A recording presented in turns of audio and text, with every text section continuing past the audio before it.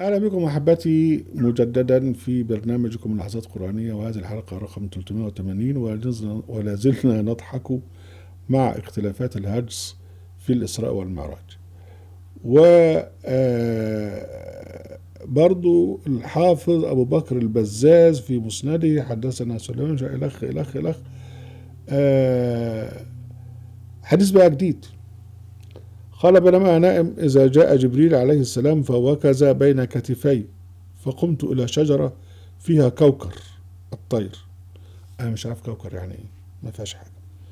فقعد في أحدهما وقعدت في الآخر. الله، يعني إذا قعد كوكري الطير. إيه كوكري الطير ديت؟ يعني سفينة فضاء ولا إيه؟ قال لك جبريل قاعد في حتة في واحدة وأنا قعدت في التانية، فسمت يعني طلعت فوق في السماء وارتفعت حتى سدت الخافقين، يعني سدت الشمال الشرق والغرب، وانا اقلب طرفي وانا عمال ببص، ولو شئت ان امس السماء لمسست. يعني لو حبيت ان المس السماء هلمس. فالتفت الي جبريل كانه حل صنلاط. برضو انا مش عارف حل صنلاط دي يعني ايه، معلش forgive me. فعرفت فضل الله عليه بفضل علمه بالله علي، وفتح لي باب من ابواب السماء فرأيت النور الاعظم، وإذا دون الحجاب رفرف الدر والياقوت، وأوحى إلي ما شاء الله أن يوحى. الله الله، يعني إذا بقى رأيت النور الأعظم وأنا دون الحجاب ورفرف الدر والياقوت وأوحي كذا. إيه ده كلام، ده كلام كبير يا إخوانا. وبعدين اللي بعلق بيقول: ثم قال: ونعلم روى هذا الحديث إلا أنس، ونعلم رواه عن ابن عمر الجنوني، مش عارف، هو كان رجلا مشهورا من اهل البصره. ماشي اوكي. وروى الحافظ البيهقي في دلائل على بكر القاضي عن كذا.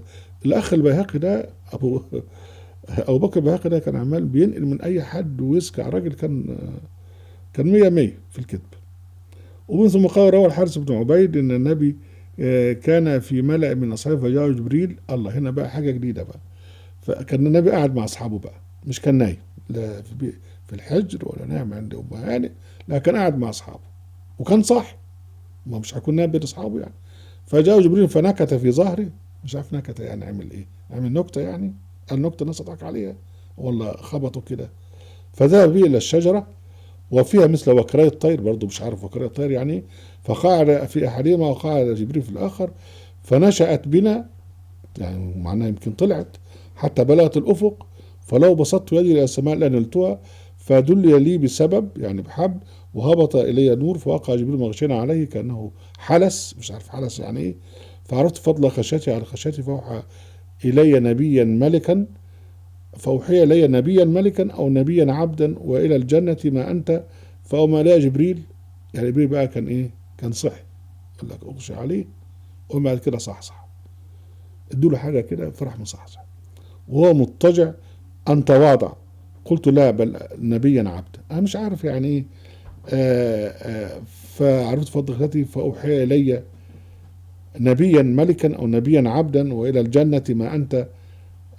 فأوما لا يجبر مضطجع أن تواضع، قلت: لا، نبيا عبدا. حاجة كده مضطربة.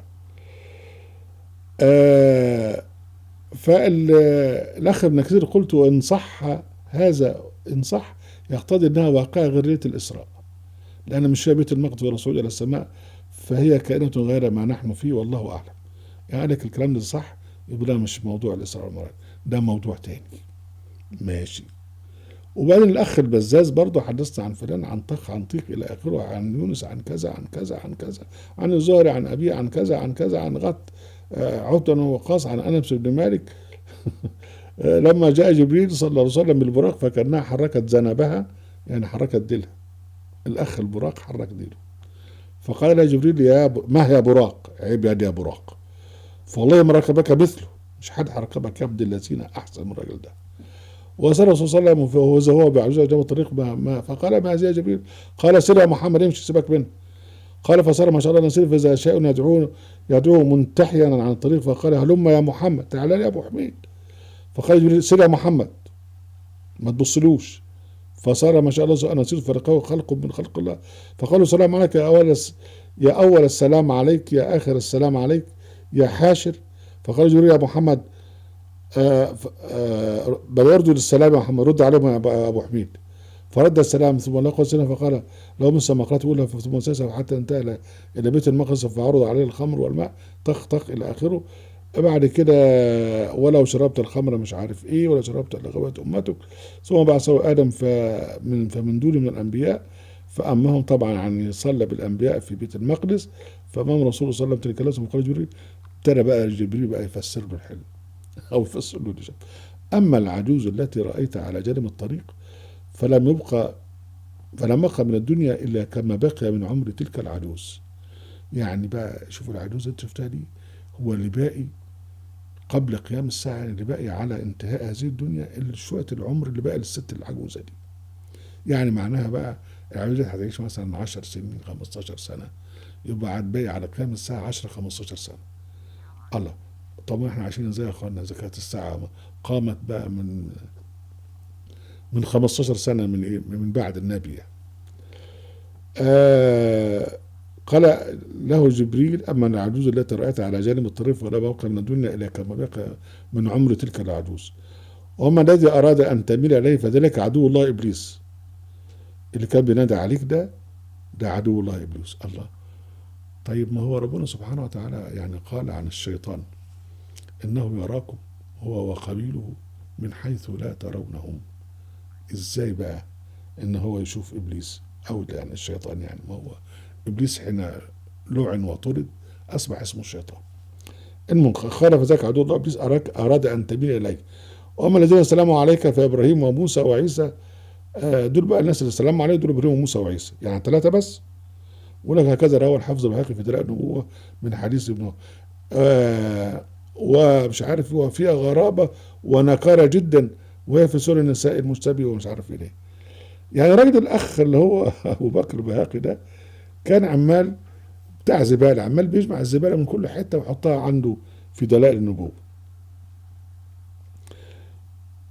اهلا بكم احبتي في برنامجكم لحظات قرانيه. لا تنسوا المشاركه بشير ولايك، وعليكم السلام.